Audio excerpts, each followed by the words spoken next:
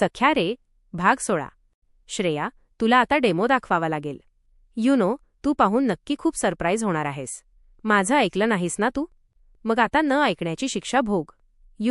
खूप सोपं होतं ध्रुवला तुझ्यापासून दूर करणं, पण त्यात मजा नाही. जेव्हा आपलं प्रेम स्वतःहून आपल्याला सोडून जातं ना, तो त्रास काय असतो हे तुम्हा दोघांना कळायला हवं.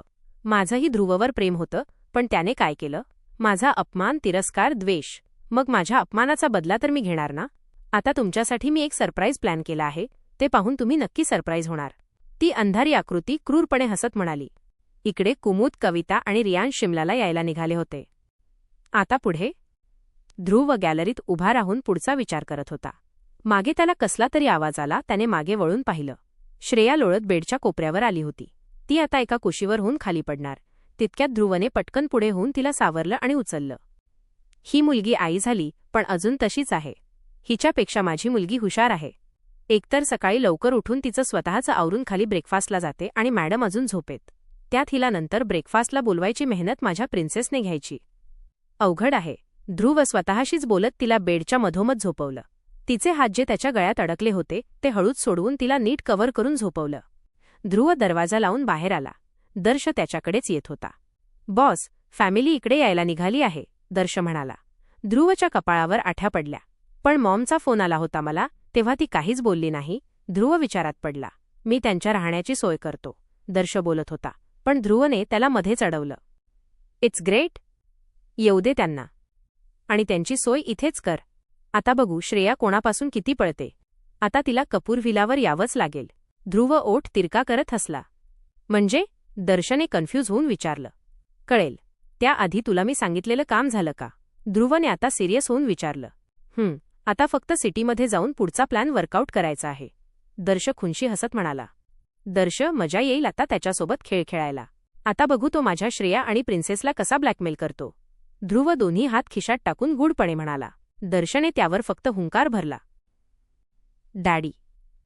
ध्रेया जोरात ओरडली. आत्ताच ब्रेकफास्ट झाला होता.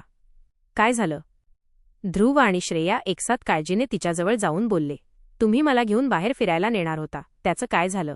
ध्रेया सोफ्यावर चढून, गाल फुगवून, हाताची घडी घालून रागात बोलली. तिच्या त्या रिॲक्शनवर मात्र श्रेया आणि ध्रुव मनातल्या मनात हसले. Oh my princess. कपूर कधीही त्यांचा शब्द मोडत नाहीत. कपूर जे बोलतात ते करून दाखवतात. इतरांसारखे नाही. बोलायचं एक आणि करायचं दुसरं. ध्रुवने तिला मांडीवर घेत श्रेयाकडे पाहून टोमणा मारला. श्रेयाने तो हेरला. आल्यापासून नुसता टोमणे मारतोय, जशी याची अख्खी प्रॉपर्टी नावावर करून पळून आले होते. आता नाही, तुला तर नंतर दाखवते श्रेया काय चीज आहे. एकतर याची माफी मागितली. माझ्याही मनात गिल्ट आहे. मलाही वाईट वाटतंय. मला काही हौस नव्हती याच्यापासून दूर जायची, पण हे बोलून कोण दाखवणार? नाही दाखवलं तर हे कपूर कसे एक चान्स सोडत नाहीत टोमणा मारायला. याच्याशी बोलवावंच लागेल, नाहीतर आयुष्यभर टोमणे ऐकावे लागतील या माणसाचे. श्रेया मनात दात ओठ खात चिडून त्याच्याकडे पाहत होती. I know you are abusing me in your mind. Dhruv तिचे एक्सप्रेशन पाहून मनात बोलला. डॅडी, आपण कुठे फिरायला जायचं? ध्रेयामध्येच बोलली. दोघेही जे एकमेकांना लूक देत होते ते आता तिच्याकडे पाहू लागले. तुला कुठे जायचं असेल तिकडे जाऊ.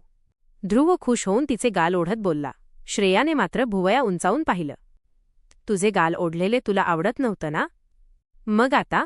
श्रेयाने विचारलं. माझा डॅडी सोडून. ध्रेया हसत त्याच्या गळ्यात दोन्ही हात टाकून म्हणाली. श्रेयाने काही खरं नाही अशा अविर्भावात मान हलवली. ध्रुव मात्र तिला चिडवत हसत होता. शिवानी. कुमुद समोरील गाडीत वाकून पाहत कविताला म्हणाली. कुठे आहे? कविताने विचारलं. दुपार झाली होती. त्या आत्ताच सिटीबाहेर आल्या होत्या. चॉपरने त्यांना सोडून दिले होते. आता त्या कारमधून ध्रुवने पाठवलेल्या ॲड्रेसवर जात होत्या. मागे पुढे गार्ड्सच्या गाड्या होत्या. तिकडे बघा मॉम, शिवानी आहे ना ती? मग शिमल्यात काय करतीये? कुमुदने विचारलं. तिला शिवानी अजिबात आवडत नव्हती. ती जरी सगळ्यांबरोबर चांगलं वागायचं नाटक करत असली तरी कुमुदला तिचं खरं रूप माहीत होतं. कुमुद तिला फक्त कवितामुळे सहन करत होती. अगं, काही काम असेल तिचं म्हणून आली असेल, कविता म्हणाली. आजच कशी? कुमुद विचार करत म्हणाली. तिला नेहमी संशय यायचा. शिवानी ध्रुवच्या नजरेत चांगलं राहण्याचं नाटक करायची. कुमुदला श्रेयाची आठवण आली आणि तिचे डोळे पाणावले. आंटी, तुम्ही इथे? शिवानी खुश होऊन ओरडली.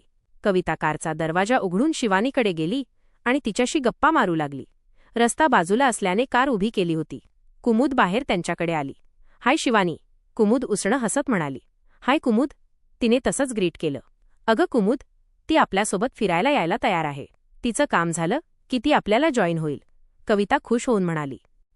कुमुद मनात म्हणाली, ही महामाया कशी तयार नाही होणार. आयती संधी चालून आलीय. आणि हे ध्रुव जिजू पण ना, तिला फ्रेंड करायची काय गरज होती. पण डोंट वरी, जिजू फक्त माझ्या श्रेयादीचे आहेत आणि तिचेच राहणार. तू कशी त्यांना तुझं बनवतेस तेच बघते मी. कुमुदने मागे वळून शिवानीला विचारलं, काय मग, अशी अचानक कशी भेट झाली आपली. What a coincidence. तुला काय करायचंय तू तुझं बघ.